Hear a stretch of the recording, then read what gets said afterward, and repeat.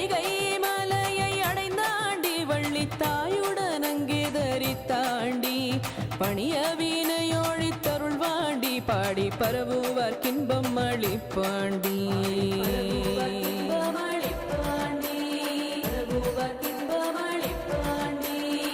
மந்திரமாவதும் அவன் தாண்டி நல்ல மாமருந்தாவதும் அவன் தாண்டி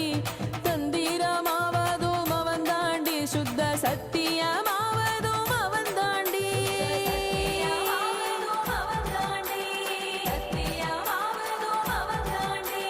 நானேனும் ஆணவம் விட்டவர்க்கே அவன் நாளும் பணிவிடை செய்வாண்டி கானேனும் கூந்தல் படைத்த வள்ளி காலில் காதலாய் வீழ்ந்து பணிந்தாண்டி